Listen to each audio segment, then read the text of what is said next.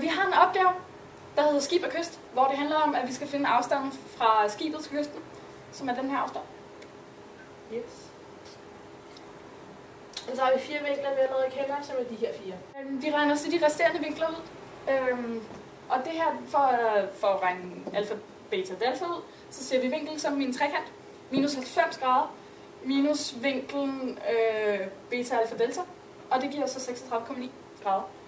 Yes, og så for at finde vinklerne med beta, alfa, gamma, så ser vi beta, alfa, delta minus med gamma, alfa, eta, som så bliver 6,6. For at finde vinkel alfa, beta, gamma, siger vi alfa, beta, delta plus gamma, beta, delta.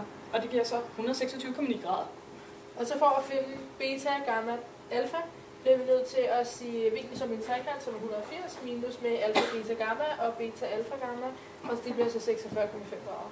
Vi kender en sidelængde, beta, gamma, som er bugen på skibet. Og den er 398 meter. For at finde alfa, beta, så bliver vi nødt til at sige beta, gamma, som er de tal, vi har lige heroppe, og så dele det med sinus til beta, alfa, gamma, ganget med sinus til beta, gamma, alfa, og det bliver så 2511. Vi finder så længden af linjestykket beta, delta, og det siger vi ved at gange sinus til beta, alfa, delta med linjestykket AB, som vi har regnet ud heroppe, og det giver så 2008,65 meter. Altså er længden mellem skibet og kysten 2008 meter. Vi har en opgave, der hedder opmåling af terræn, hvor man sjovt nok skal opmåle terræn. Vi har 7 punkter her med navnene A, B, C, D, E, F, G og med linjestykkerne imellem. Den her opgave er delt op i 2. A-opgave, hvor man skal finde de resterende vinkler, som er farvet med lyserød, og så skal man finde nogle sidelængder, som vi kommer til senere. Vi starter nemlig med vinklerne. For at finde vinkel C3 har vi taget vinkel som en trekant, som er 180 grader, minus det med A1, og bagefter minus det med B2, og det gav så i alt 29,8 her. Ja, C3 er den her vinkel hernede, og det er så de 2 vinkler, vi har brugt til at finde dem. Ja.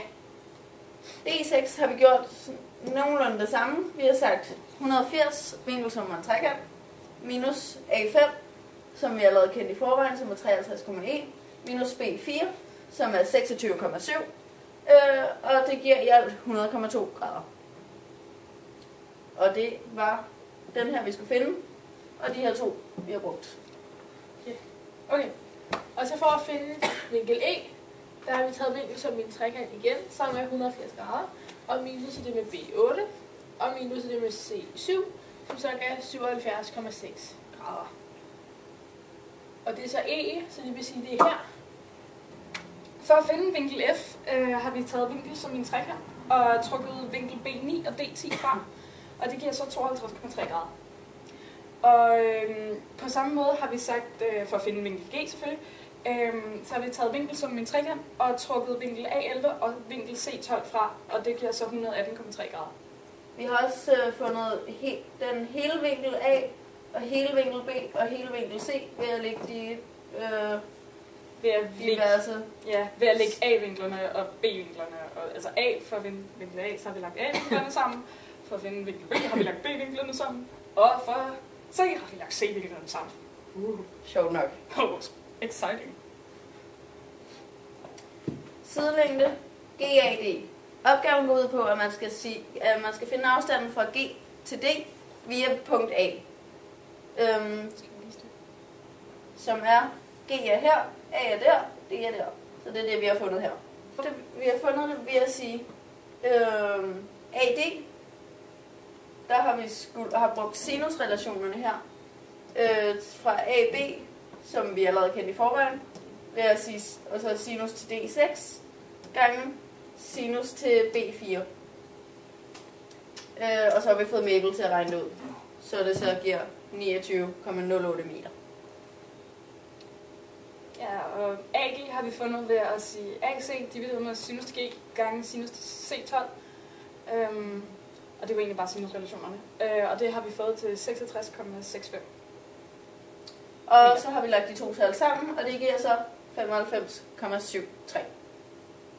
Og noget mere. Meter. Ja, men det er altid smart at runde af til 2 decimeter, siger jeg så. Hvis man ikke gider at sige shit. Godt. Næste sidelængde, vi skulle finde, det er den, der hedder CG. Som er den her nu. Der er altså punkt C her, punkt G her. Det har vi sagt ved at sige AC, hvor vi har brugt AB, som vi allerede kender. Sinus til C3 gange med B2. Sinus til B2. Som giver os 117,36. Sinus, og det har vi så divideret med sinus til G, som vi har her. Og så gange med sinus til A11. Og det giver så i alt 70,04. For at finde afstanden EG, som er den her afstand, yes. Skal vi bruge kosinusrelationen. Men fordi vi skal finde det uden potens, så tager vi simpelthen kvadratroden af kosinusrelationer. Det er skide smart det her. Hvor vi siger CG i anden plus CE i anden minus 2 gange CG gange CE gange cosinus til vinkel C. Og det giver så 104,34 meter. Yes. Vi vil gerne bevise cosinusrelationen, hvor højden falder uden for trekanten. Herover har vi en trekant, som hedder alfa, beta, gamma. Og den del, så når højden falder uden for trekanten her, som er delta der, så er der en stor trekant, som er alfa, beta, delta. Og så den lille trekant her er beta, gamma, delta. Ja. Og det her, det er cosinusrelationen, hvor højden falder uden for trekanten. Og det er det, vi gerne vil bevise. Vi har så her, vil vi bruge Pythagoras læresætning, hvor vi har byttet CA og B ud med, sådan vi kommer til at hedde gamma i anden, er lige med delta i anden, plus beta plus eta i anden, som er vores tilsvarende værdi af anden, i trekant alfa, beta, delta. Nu vil vi gerne isolere delta i anden. Vi skal isolere delta, som er højden på trekanten, og det gør vi ved at trække beta plus eta i anden fra begge sider af lighedstegnet. Og nu gør vi det tilsvarende for trekant beta, gamma, delta. Og endnu en gang vil vi isolere delta i anden. Vi har nu isoleret delta i anden, så det bliver delta i anden er lige med alfa i anden minus eta i anden. Da begge de her to er lige med delta i anden, så kan de også være lige med hinanden. Nu har vi lagt beta plus eta i anden til begge sider af lighedstegnet. Vi har så brugt kvadratsætning 2 til at løse parentesen. Og fordi det er en plusparentes, så kan vi bare lige gøre sådan her. Vi reducerer her, fordi at eta går med hinanden, og så ender vi op med det her, hvor eta ikke er. Da vi ikke kan lide eta i vores ligning, vil vi gerne prøve at få den væk. Og fordi vi har at gøre med en retvinklet trekant, kan vi bruge cosinus. Og vi ved, at den hoslignende katete, divideret med hypotenusen, er lige med cosinus til en vinkel. Og i det tilfælde er det eta divideret med alfa, er lige med cosinus til gamma. Og så kan vi så vinkle om, så vi isolerer eta ved at gange med alfa på begge sider af lighedstegnet. Vi kan så sætte cosinus til gamma gange med alfa ind på etas plads her, som man kan se herhenne.